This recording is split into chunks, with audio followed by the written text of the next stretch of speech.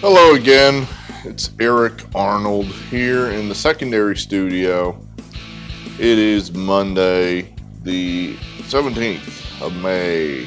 So we're back, kicking off another new week of MLB action here on this Monday.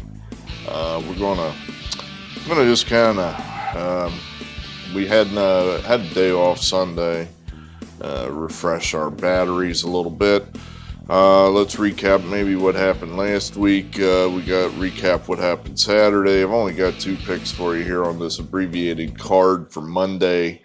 So, like I said, I think we'll recap what happened last week. Let me double check, see if we have any new subscribers to say hello to, and go over the standings, and then we'll get to the two picks. So let's do that. Like I said, let me go check here quick to see if anybody new has come on board. Like I said, you got to have a Google account so I can see who subscribed. You can subscribe anonymously, which is great. That's fine. I just can't see it, and I can't say hello to you. So that may be your preferred way of wanting to do that anyway. Let's see.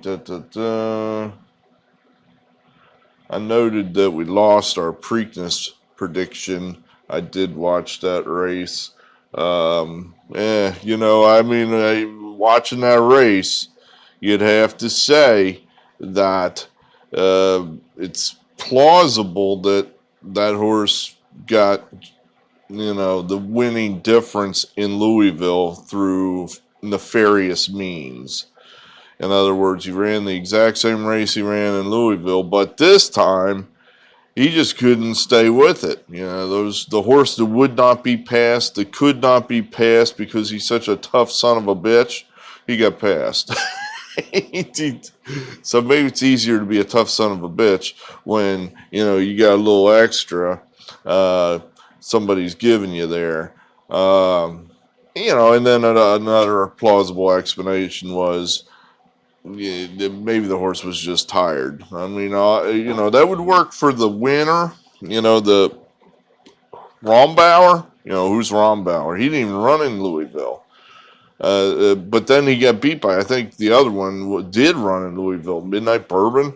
So, horse he smoked by whatever, 8 lengths or so in Louisville, all of a sudden beats him. That's a little suspicious. So I don't know. Have we seen Bob Baffert, or has he made himself scarce? I'm thinking the second one. All right, I don't see any new subscribers, so we can skip that part of the show. Let's see. Well, let's see what we did here. Saturday. Saturday was a day. A losing day. We're doing okay lately, mitigating the losing days. In other words, we lose, but it's not a disaster. It's not like minus 300, minus 350, some horrifying day that takes you a week and a half to dig out from under. We had the Yankees, the Rangers, they burned us this weekend. The model, that's the kind of spot the model looks for, and generally that's pretty successful. But the Rangers did not fire all weekend, 0 for 4. Luckily, we only were on the receiving end of 2 of them and not 4 of them. So, 0 for 2 there for us with the Rangers in Houston. The Royals, and then the flip side of that was the Royals in Chicago playing the White Sox. So we were 2 for 2 with the Royals at big prices. So, yay, Royals. The Phillies, that Saturday night game was just the Phillies to a T. Just, oh my God, you got your ace going, you're a minus 140 is what the number finally ended up being, and you can't get it done.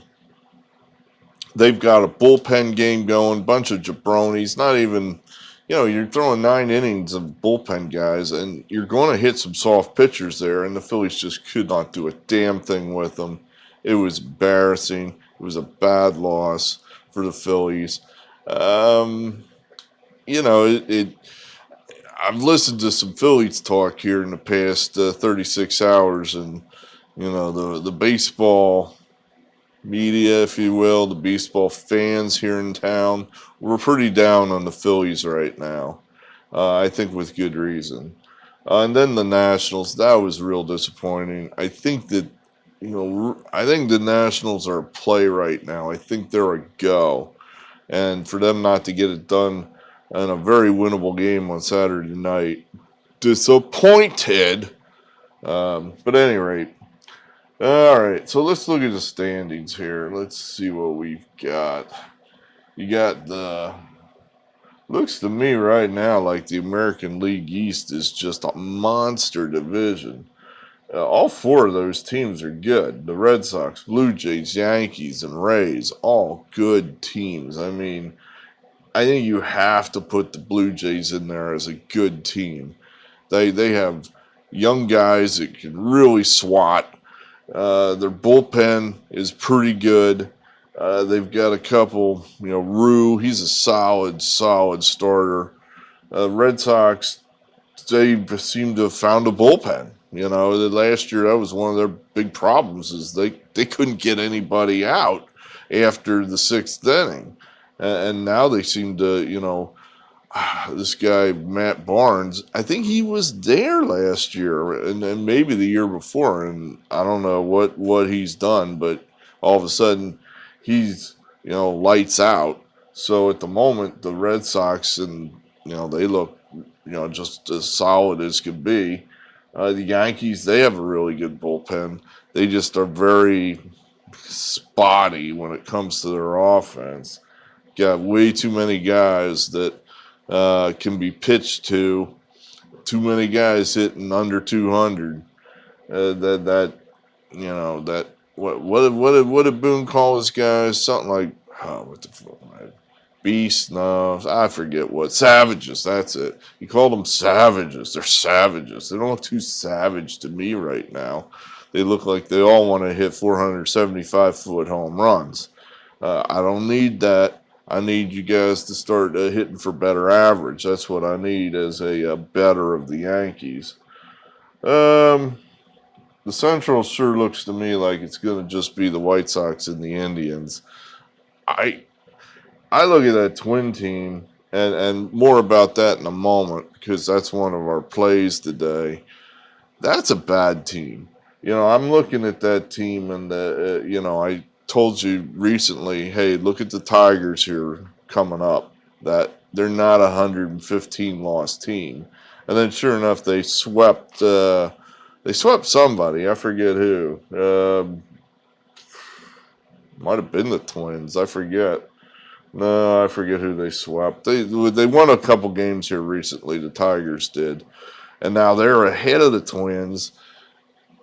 I watched the highlights of that Twins-A's game yesterday. Yeah, maybe the Twins are just that bad.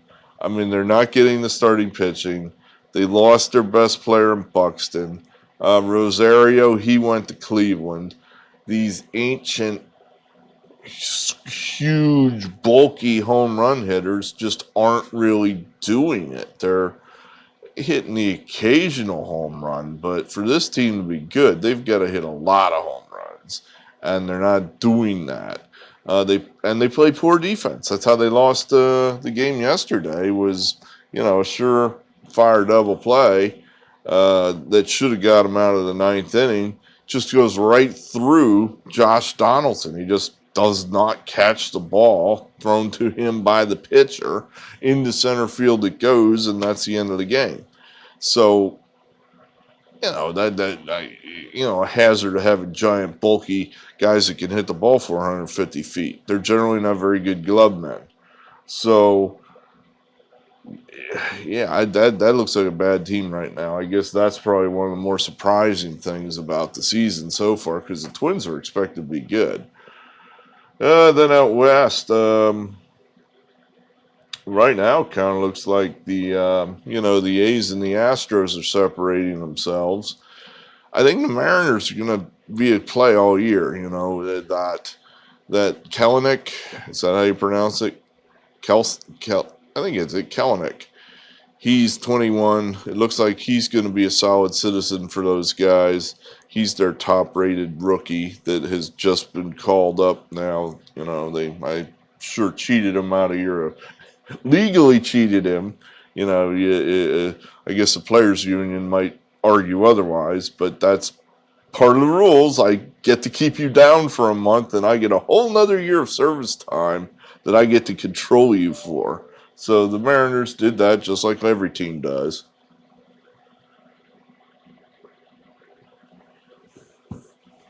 Despite the fact that this guy's now immediately probably their second best outfielder. The Rangers, it's a 90 loss team. They're but there's probably value there because everybody thinks they're a 100 loss team. The Angels, there's no value there for some reason.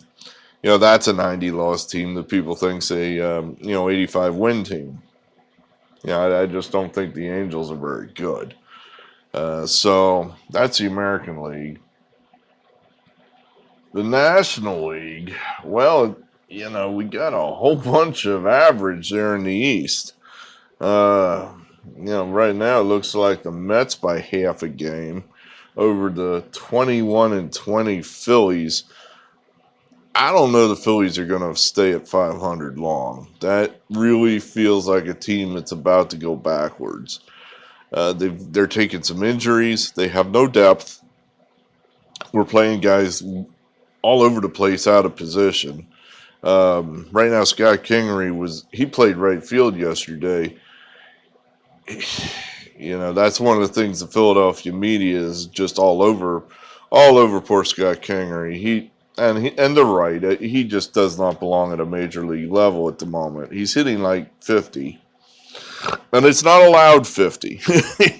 In other words, I'm not sure he's hit a ball hard in a year and a half. He is just he was a can't miss prospect. Such a can't miss prospect. The Phillies gave him a 4-year contract. One of these deals where they figured he was going to be so good that they would save money by locking him up with some kind of $6 million a year deal and save money in arbitration, I guess.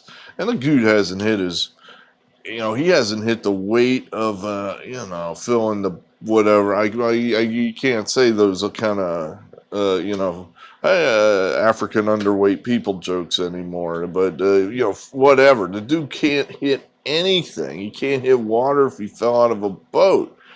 He's throw him anything that spins and he's just lost. Just has no ability to wait or catch up to a fastball. Terrible. And he's played so many places out of position. I think he's a natural second baseman. The Phillies just put him, they figure, I guess, well, he's terrible everywhere, so we'll just put him anywhere we want, and he's equally terrible everywhere. So he played the outfield yesterday. There was at least 2 balls that might have been gotten to by Bryce Harper, or an actual outfielder that went for doubles and triples because Kingery couldn't track him down. So that's an example of what the Phillies are doing at the moment. I still say the Braves are going to catch on fire at some point. That's not a 500 team. They have too much talent down there to be playing 500 baseball. At some point, Freddie Freeman's going to catch a wave, and they're going to start hitting the ball all over the place. I think the Nationals are going to catch a wave here. I think Juan Soto's about to go on a tear. And, again, you get 2 MVP guys in that lineup in Turner and Soto. To me, that has got to be pretty, I don't know. Maybe I'm overestimating the Nationals. They won yesterday, but scored all 3 runs. So I don't know. I mean, maybe I'm overestimating these guys. The Central, I think the Cardinals are the class of that division. They're on top, and I think they're going to stay on top. They have all those good young outfielders. I think that's, they got a good, well, you got solid citizens in the infield. Goldschmidt was a star a few years ago. Now he's just a guy. You know what I mean? I mean, that's how good the Cardinals are. You have a guy there that on other teams would be a star. On their teams, he's just a guy. Arenado's still a star. Uh, the pitching's good. You got an absolutely top-notch catcher. I mean, that's a tough team. Tough team Cardinals. The rest of that division's pretty black. I mean, if the Brewers don't get some O back, if they don't get Christian Yelich producing at a all-star level, I don't see how they stay with it. That's great starting pitching, and they have a really good bullpen. They're going to need to hit the ball at some point. So the West looks really pretty good. I mean, those three teams there. The Dodgers surprisingly are not in first place. And, you're almost starting to think it's like, okay, they're goofing around. And with all that great starting pitching they have, how is this possible? But they're taking some injuries. It's not a young team. They have some young players, but, ironically, one of their youngest players is out for the whole year, Bellinger. He hasn't played all year. Whereas Justin Turner, I think, has pretty much been in the lineup every day. And he's like 36. So, as long as they got Mookie Betts and Kershaw is still there, Bauer, they're going to be in the mix somewhere. Will San Francisco be able to maintain all year long this great start they've gotten off to? Interesting. I mean, they appear to be playing way over their heads right now. Do we start fading these guys at some point? I don't know. I guess I'd watch the veterans. The Belt, Crawford, Posey. Those guys. If they start missing games because of injuries, what have you, Gossman. Then maybe we start to look to fade the guys. The Padres, I don't even think they've reached, they're playing okay, and they're got all kind of guys missing. So I think they'll be there all year. So there you go. I mean, there's what we're looking at here in the upcoming week. So let's see what we got here. Our two games. I couldn't come up with any more than two games here today. And maybe that, I forgot to tell you, let's put up the big EO meter. I did that, calculated that. That's here somewhere. Where the hell is it? There it is. I think we'll do this, like I said, it seems like Mondays are generally an abbreviated card, so it's a good show to kind of do some of this other housekeeping type stuff. So last week, great week, we pretty much made up, I don't know, almost 10 units. No, I take that back. It was about 7 units that we made up in the week. We were down, down like 1,800 there. Now we've closed to about, 7.5 of 500. We're still running above 500, significantly above 500 on our top plays. So I'm happy about that. This is first year that we've run the model in a normal baseball season. What are we at? Game 40. So we're about we're at the quarter of the way through the season, whatever that is in a horse race. We're in the clubhouse turn, I guess. We've quarter of the way through the season. We could be doing some things better, obviously. We're a little bit below 500 at the moment. But we're hoping that we're going to get better as the season wears on. We're hoping.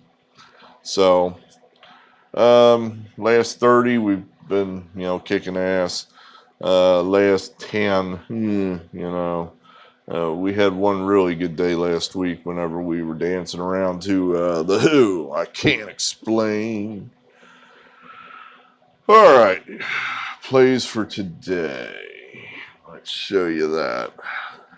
See, the model loves Twins today, and I don't. I mean, I just cannot. If the model was all by itself, it'd probably give you this as the top play, and I cannot do it. I just cannot do that. Because I'm having a tough time explaining why I even think the Twins. They played a little better lately. We're, I guess, expecting Jay Happ, who just got absolutely trashed by the White Sox a week ago, to come right back against the White Sox now and pitch well. I mean, I love me some Jay Happ. He's my guy. For me, he's a killer. But damn, man, that's at minus 102. I mean, I'm not even getting paid to do this. Uh, um, I don't know. After what I saw yesterday with the Twins, it's like this team stinks. That was my feeling. This team stinks, and I think the White Sox are really good. So I guess the motto is just saying, hey, in these kind of situations where you got uh, a team that's good, like the White Sox, and they're going up against a shitty team like the Twins, maybe the good team takes the day off. Just kind of, we just crushed them. We're not interested. We're not that into it. And team that's got a chip on their shoulder because they just got their face kicked in. Maybe they're going to come out a little more seriously and try to, man up and play some better baseball. It's the only thing I can think of here. I threw it in there just because the model loved it so much. I thought, all right, I'll put it in here. 1 star. I'm not going to, endorse this game. I'll put it there for, you to make your own decision. But it says it likes the Twins. And then the game, I guess, that I would say is my game of the day. Well, I put 2 stars in this one, was Nationals. Again, I'm bullish on the Nationals at the moment. I think that they've got all their pieces in their this is their chance to make up some ground. Some national trivia for you, if you will. Around this time in 2019, the Nationals started to click. That they were below 500 for, I would say, the first quarter, maybe the first third of the season. And then they just, took off. Then they could not be beaten the second, the next 2/3 of the season, and went all the way to win the whole thing. So, there's some experience there on this team. It's good experience. Soto, potential MVP candidate. Justin Turner, potential MVP candidate. Kyle Schwarber, he's just a dude, but if he looks like he's starting to find his bat. That would give him at least 3 credible threats in the lineup. That you can do some things with that. Tonight, John Lester. I'm sure he wants to pitch a good game against his old mates at Wrigley Field. He's always pitched pretty well there. We're getting a decent price on the Cubs, upwards of it looks like 137 at the moment. So, the Cubs are not world beaters. That's not a superstar team. I think we're getting a decent price against a okay team, not a great team. I think it's a good value here. Nationals historically played pretty well out there, so yeah, we like this one. We're gonna keep backing the Nationals and hope they don't screw us. So let's hope that Lester can get through 6 or 7. 7 would be better, and keep the bullpen to a minimum. All right, that's all we got for you. So Twins, if you got the stomach for it, and Washington. They actually have a name, the Washington Nationals, not the Washington football team. Very good. I think the brother's coming over here at some point today, and we will talk NBA. get the NBA, get some lay of the land here for at the outset of the NBA playoffs, and I guess we'll tell you who's going to win the whole thing. Well, I mean, I know who he thinks is going to win the whole thing. I don't know who I think's going to win it yet. I don't know yet. I know he thinks the Sixers are going to win it, but then, that he thinks the Philadelphia teams win every year. Oh, they don't? That's crazy. Oh, well. All right. Good. Thanks. Appreciate everybody that's here. Hit the like button occasionally. That makes me feel good. Doesn't, as far as I can tell, it doesn't cost you anything. I hit the like button, for my people I like, the people that support me. I go over to Brooklyn Lou and I hit the like button there. And as far as I can tell, it hasn't cost me anything. So, it doesn't, for example, I made the bad mistake of putting into the internet that I was interested in health insurance. What a goddamn mistake. Never do that, ever. I've been inundated with literally 10 to 15 calls a day after I tell these people, look, I'm not interested. And they come right at you and say, but you said, no, I changed my mind. I'm not interested in health insurance right now. It doesn't matter. They robocall you 10, 15 times a day. I don't know what to do. Other than I kind of recognize the numbers as they come in, so I never answer them. But even when you do answer them, half the time it's just a machine going beep. Well, when I hit the like button, that never happens. So, feel free to hit the like button and not get robocalled 10 to 15 times a day. I think that's a safe thing to say. Okay, good. We'll see you later.